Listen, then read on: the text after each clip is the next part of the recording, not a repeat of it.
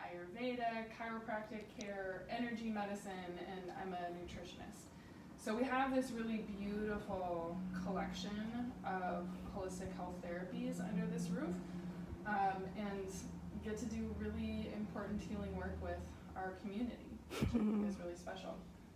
Art Heals, which is part of the installation that, or what your installation is part of, is kind of, I grew up the daughter of a sculptor, and so I've always seen art as being a really important part of our culture and a very healing part of our culture.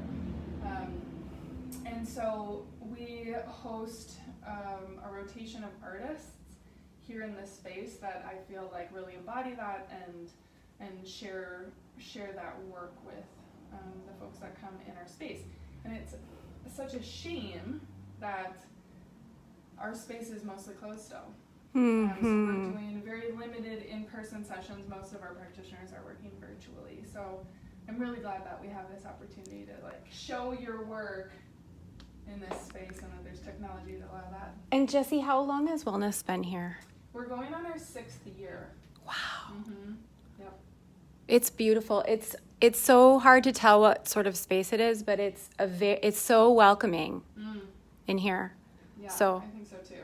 It always feels good in here. Even, we had boarded up during the uprising a few weeks ago, and taking the boards off and coming in here and like making the space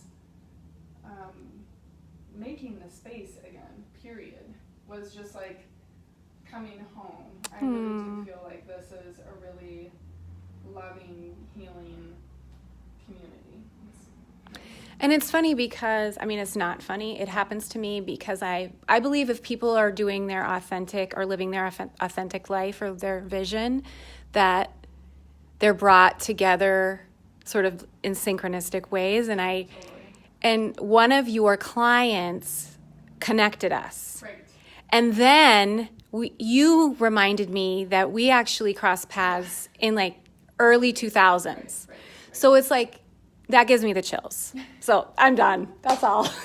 That's my little, I did get the chills actually. That's just how it works. That's just how it works. And the person that recommended that we connect here, it was, obviously values the services here and is so honored because she knows me and she knows my art can't go anywhere. So it's really great. Yes, that's awesome. I love hearing that. Thank you. So anything else before we start? Do clients normally park in back? They do. It's a suite. It's a sweet entrance back there. And then do they come around the front? Yep. Especially now, we have part of our coronavirus prevention plan is that we have one-way traffic in our space so that people are really able to social distance while we're here. There's so much that we have yet to learn about this virus and about how it's impacting us, but it's really important for us that people walk in here and feel safe. So we did the best that we could.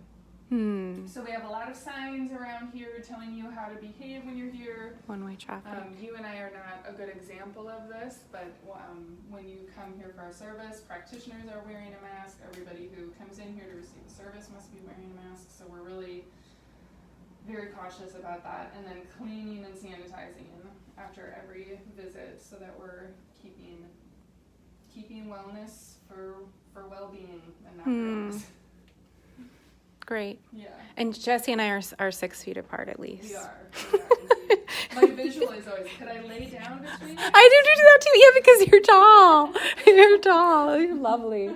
All right. I would like you to pop in anytime. Super.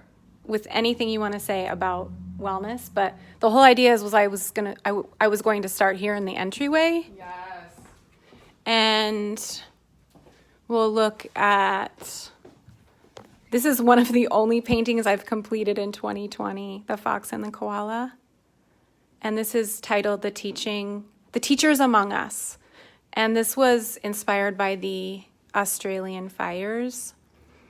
And I saw an image of a fox nursing koala babes, and it just reminds me, I mean, why I paint animals in the first place is I believe I can learn from, I believe that we can learn by observing animals. And obviously animals have an innate nature to take care of those who aren't directly their own, and there's a lot to be said there. And then, not the common horse at all. A lot of people paint horses. I don't paint that many. There's a pair of horses.